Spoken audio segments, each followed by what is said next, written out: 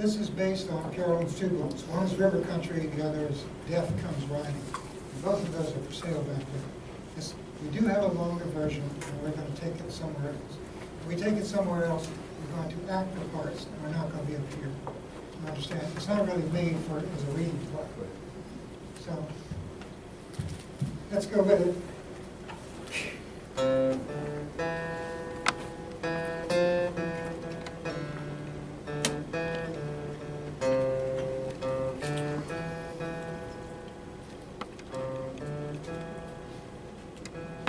Over here is a studio boy gently rocking at pier in river country. Paintings are placed about the studio boat with aesthetic care.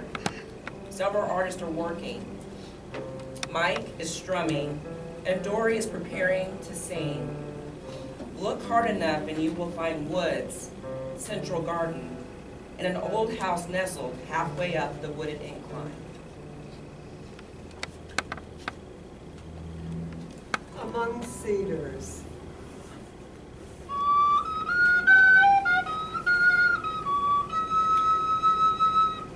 A flute maker whittles. Thick red slivers fall, their scent so powerful.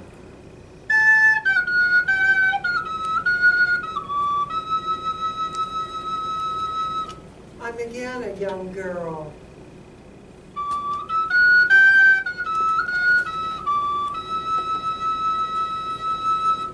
Opening the family's wooden chest to savor a fragrance that does not die out.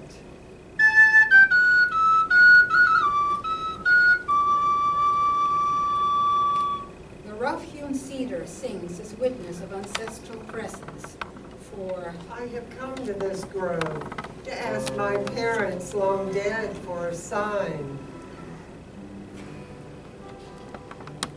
Father, mother, Death comes riding. The sounds of gulls are heard, their voices calling, yearning.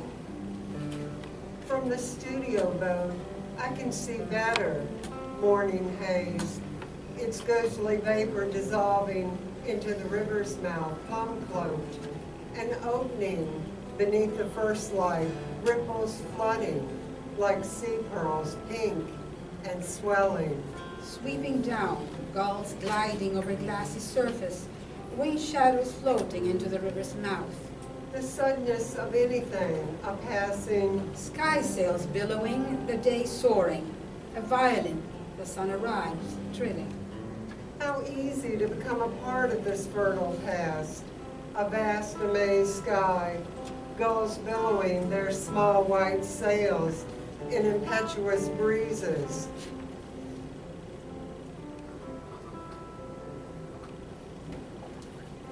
To be here beyond the peninsula's tip and the temple of wind, where an inlet's waters wash over my feet, the Chesapeake misting over.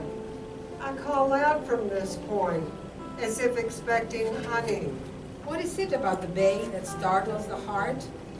I am am washed in translucent wine. There's my cedar wood, my house on the hill with a garden before it. The osprey soars through a cerulean sky, scumbled with oyster pinks and whites, scavenges insect carcasses, sticks, seaweed, swells of twine, drops them between the branches of dead pine. Melon light slides over his widespread wings, over talons luring twigs into the lopsided nest. Shifting his weight, he shelters a jumble of cross-hatched twigs, while house sparrows flit in and out of leafy nooks. Back and forth they zip, the hawk oblivious to the goings-on in the basement, to the halo of bugs, ticks. mites, larvae drawn to fish guts left over from a noonday meal. Back at shore, he shakes off tawny flecks up in gold and gathers cornstalks. 4 feet deep. He boasts to himself. By the river's edge where trouts are plentiful, without Without father father or or mother. What do you remember? I remember rising out of myself and looking down on my body. Do you remember a light? There was no light, no wind, no rain. Green is a precious thing in its absence of scent. Oh, why are you playing word games? Why should I listen to you? All right, what happened next? After what? The experience of looking down. My mother came to me as if a message from a dream. And then, When I awoke, yes, and after, when I awoke, I began to receive messages from my mother, from the other side. and then, And then in my mind, my mother became a symbol of moon, of stone and tide.